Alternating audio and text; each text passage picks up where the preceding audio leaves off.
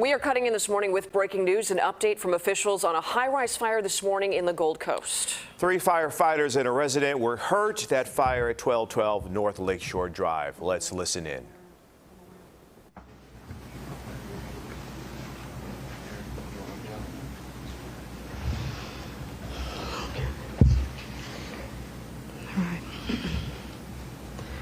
Good morning. I wish I could say it was a good morning for us here in the city of Chicago and on the Chicago Fire Department. This has been a tragic week for us, unprecedented. I just don't know, but this morning we had a high-rise fire at 1212 North Lakeshore Drive. The fire was on the 27th floor and involved a large apartment, actually a very large apartment. The fire initially was a still-in box and it was elevated to a 211 for additional help. And then we got a call for a mayday. When we got the call for the mayday, it was elevated to a 311 and an EMS plan 2. Among the many crews responding was Tower Ladder 10, led by Lieutenant John Torek. He was making his way up to the fire floor. They had to take the stairs because the elevators were out. And then he went down. He was with his crews when he did. A mayday was called for help.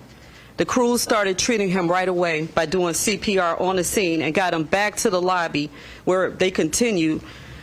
And ambulance 66 took him and they continued CPR to the hospital along with members. He was brought here to Northwestern, and despite the best efforts, he succumbed to his injuries.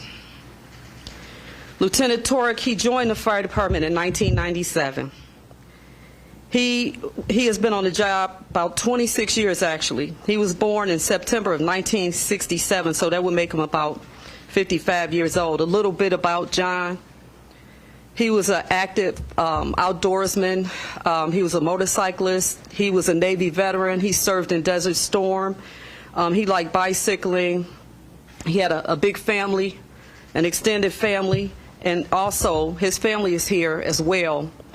His son is a Chicago police officer who's newly on the job as a police officer. I can't tell you how this impacts us losing 2 members in 2 days. As I said yesterday, this job is dangerous. And you never know if you're coming home despite the best training and equipment that we can provide. Please keep his family in your prayers as well as the entire Chicago Fire Department. Thank you.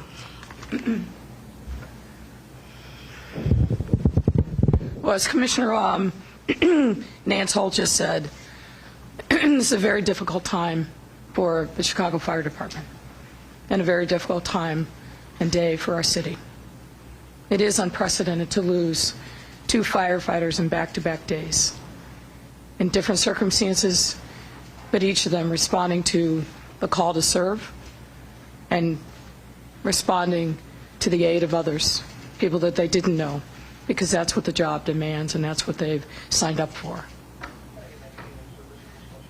I just want to say, on behalf of myself, but also on behalf of the city, and extend our deepest condolences to Lieutenant Torek's family. We had an opportunity to visit with them briefly before we stepped up here today. As you might imagine, they're in shock and the grief is setting in. It's almost unimaginable. Recently met his son at a recent police department graduation as he walked across the stage. And when I go to those graduations, one of the things that I say, whether it's police or fire, is that they are joining a family who walks in their shoes, who understands the life that they have chosen, the calling that they've chosen. But it's also important in moments like this that that family is there to support and help them on this journey of grief. No family wants to go through what the Torek family is now experiencing. But on behalf of our city, as I shared with them, we stand ready to support them in any way possible. President Tracy, I know that you, over the arc of your time and tenure in your career, that you've seen this moment far too often. But I want to also say on behalf of myself and the city that we stand ready to support your members. You know that resources are available, and I call upon all members who need extra support to help them understand and manage their grief, to not hesitate to reach out and take advantage of the services that are available. Our men and women who are first responders in the city are heroic. They are brave. They, every single day, put their lives on the line for us. They deserve our unending thanks and support, not just on a tragic day like this, but every single day. The sacrifices that they make, the sacrifices that their families make, are significant, all in the service of our city. And firemen, like police officers, run towards danger when the rest of us run in the other direction. We can never forget that, and we shouldn't forget the sacrifice that they make every single day. So on behalf of a grateful city, we stand grieving, sending our condolences. We're ready to help support this family and the other families that are in need. I think we were happy to take on-topic questions at this point. Thank you very much, Mayor. Members of the media, Anybody we'll else go down the speak? line. One question for the reporter on topic. We'll kick it off with Charlie, NBC. Thanks, Cesar. This is for Commissioner Holmes. Was he the only injured lieutenant in the fire, or were there other people who lived in the building who were also injured? We had 2 civilians that were transported in good condition. And we also had 3 other firefighters that were transported from fair to serious. So The lieutenant, did he suffer a heart attack? Is that the we don't know. We have to let the medical examiner determine that. And folks, can I just say, I know that there's going to be a lot of interest and curiosity about what happened. I would just urge, out of respect for the family that is really, really grieving, don't speculate. Don't report rumor and innuendo. We have to respect these families. They are grieving. They deserve to be the first ones to understand what happened to their loved one. So I just urge you, please, show respect. Dane Fox. Just to clarify and have some sense of understanding this, was he near the smoke or the fire? Was he kind of quickly positioned where the fire? He was headed up to the fire. He was on the 11th floor. The fire was on the 27th floor. And when you have, I mean, this is 2 tragedies in successive days. Does this prompt any kind of view of any sort, policy, procedures, or is it just looked at as a just awful coincidence? I mean, these are 2 different tragedies, yet 2 families impacted, including the Chicago Fire Department. I think we train every day to do our very best. Unfortunately, sometimes when you get to situations, fires are unpredictable. You can't figure out what's going to happen at a fire. So I don't think to Monday morning quarterback right now is it. I think we need to get through this right now. I have 2 funerals to prepare for, 2 grieving families, and a huge department that's broken, including the command staff. Christopher, ABC. Ma'am, can you say and spell the firefighter's first and last name? That's a correct spelling. That's not. Actually, it's spelled Jan, Jan, and they don't pronounce it that way. And what I have is ThohorYk. You got it? This was something. I'm sorry. Yeah, we can give that to you after this. Right. That's Okay. You guys do so much for our city every single day, and much of it goes unappreciated. How can our city return the favor in this time of mourning and grief? Let me say first, pray for the families. Pray for the firefighters and paramedics. Because the things, they worked on their own co-workers. They're devastated. My command staff, devastated. And actually, too, when you see firefighters and paramedics, thank them, and police officers, thank them for what they do every day, because they risk their lives not knowing if they will come home. And we've seen that in 2 days now. 2 days we've seen families broken, and those members will never return home to those families. Stefano, sometimes. Can you talk about, there was 3 firefighters who were injured, one was in serious, can you give us a little bit more? No, I don't have a whole lot on that right now, but he is being treated. He is being treated. They're all in fair to serious condition. Mariano, Univision.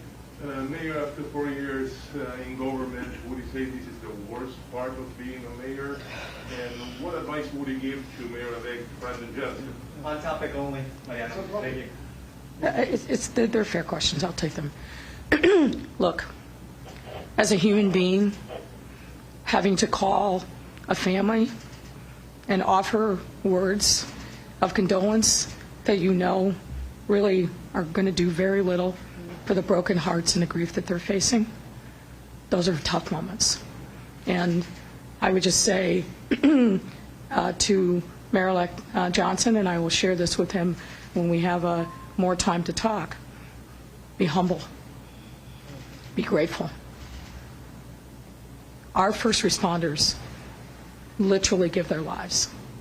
There's a lot of rhetoric that's out there about first responders, particularly on the police side. When you've seen what I've seen, when you have to make the calls that I've had to make, you better be humble and you better be grateful.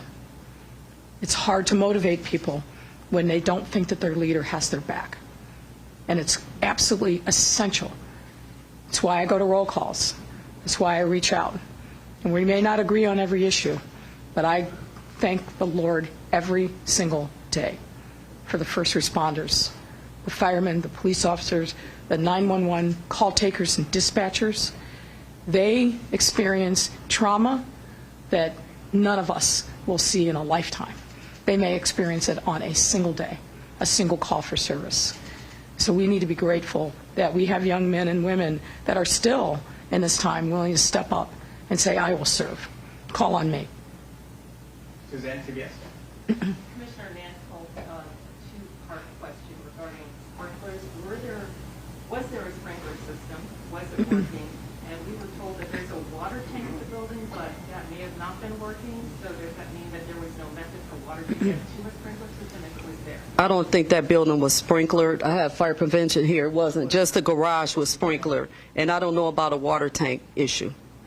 I can't answer that. They don't have sprinklers in the high-rise. It's not a sprinkled building, right? And one quick follow-up, did the elevators work? We lost the elevators. Once the water goes down the elevators, we lose them. The elevator repairman came in, but he was unable to repair them. I was there talking to him. He couldn't repair them.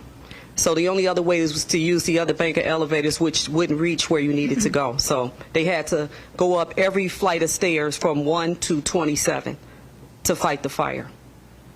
Christine, WGN. Talking about the impact that this now had on the rest of the building, are people able to go back in, and where does that stand? Can you answer that? Oh, right now, when I left the scene. I didn't find out about that. I had to rush to the hospital, to be honest. It's up to the building. Once they turn the building back over to the building management to make that determination along with the building department. That's not up to us. I think that process is ongoing. Yeah. Colin Blacklock. Should the building have had better protection? I know it's an older building. Is there a way that's good to prevent that? I can't Monday morning quarterback. I told you, I don't do that. I don't live in the past like that. It's what we do going forward. Tribune. Do you know which units were affected? Just one unit on the 27th floor. These are very large units. So that's the one we fought the fire in. And the wind didn't help us at all either. It's a wind-driven fire. Sorry. Was the unit 27 CN? I don't have the unit number. Thank you very much, everyone. That's a That's wrap. it, yeah. Thank you, Mayor. Thanks, Commissioner.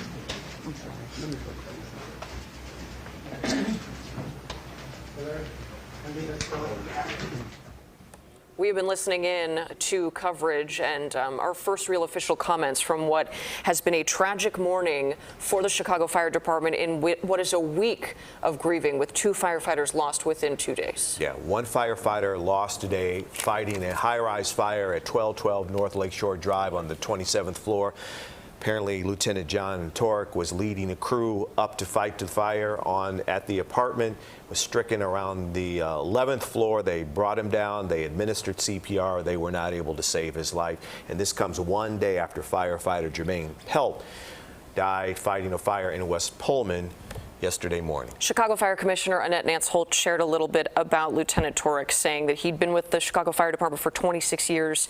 He's in his mid-50s. He's a father, has a big family. One of his sons is a newly sworn-in Chicago police officer. They talked about his love of the outdoors, riding motorcycles, also a Navy veteran. Navy veteran, served in Operation Desert Storm. We will have much more on this on the stream, CBSNewsChicago.com, and of course on our news on television at 4 o'clock. Have a good day.